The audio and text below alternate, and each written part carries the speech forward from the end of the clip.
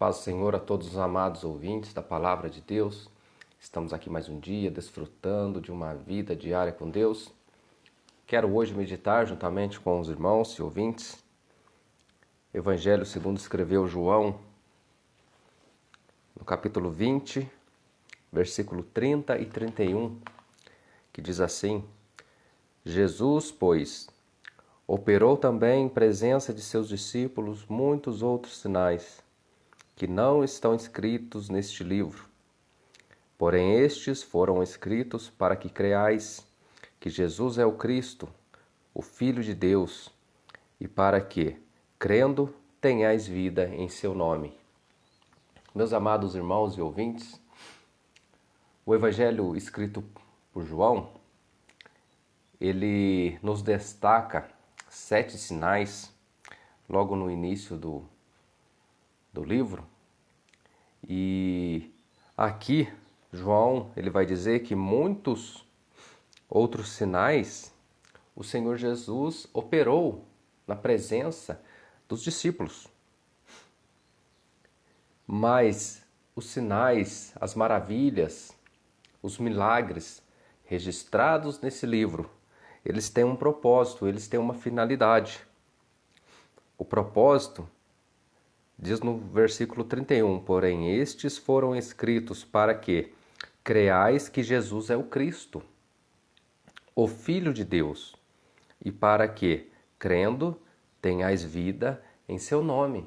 Então, o propósito do Evangelho de João, ao destacar aqui a obra de Cristo, os milagres, o ministério de Cristo, é apontar para Cristo como Filho de Deus, para que, crendo no Cristo, Filho do Deus vivo, venhamos a ter vida em seu nome.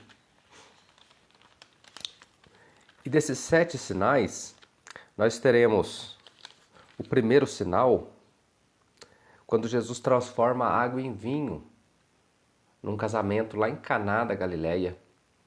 A Bíblia diz que, acabado o vinho, naquela festa, e então o Senhor Jesus ele ordena que se encham ali talhas de água e que levasse ao mestre-sala para que provasse.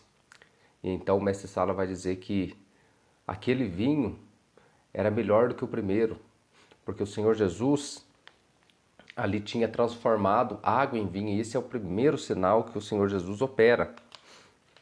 O segundo sinal é quando ele opera a cura do filho de um oficial. O Senhor Jesus aqui demonstrando o seu poder sobre enfermidades, demonstrando ser o Filho de Deus que tinha ali o poder e autoridade sobre enfermidades. Também, na sequência de enfermidades, a gente tem o terceiro sinal, que é a cura do paralítico de Betesda. Um homem que já havia muito tempo estava ali, naquele alpendre de Salomão, esperando as águas agitadas, para que descesse e se porventura pudesse ser curado. Mas o Senhor Jesus, ao chegar naquele lugar, ele ordena aquele paralítico: toma tua cama e anda. E o Senhor Jesus opera ali o seu terceiro sinal, reforçando ali o seu poder, sua autoridade sobre enfermidades.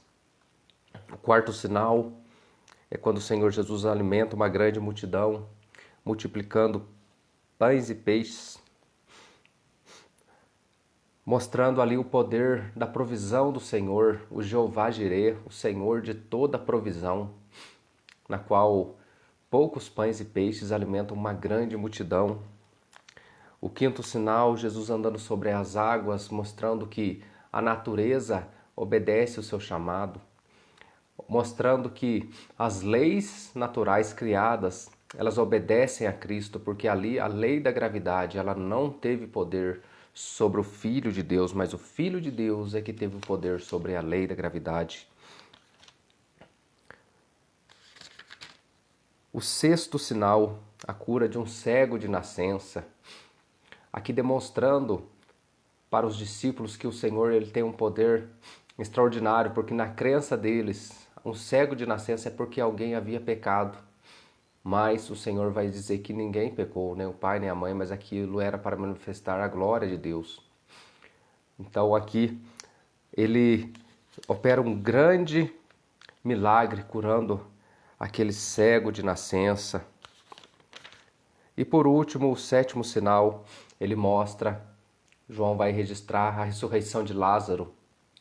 Lázaro que já havia 4 dias que havia morrido, e isso para os judeus tornava impossível de que ele voltasse à vida, porque na crença judaica eles acreditavam que durante 3 dias a alma ficava pairando sobre o corpo.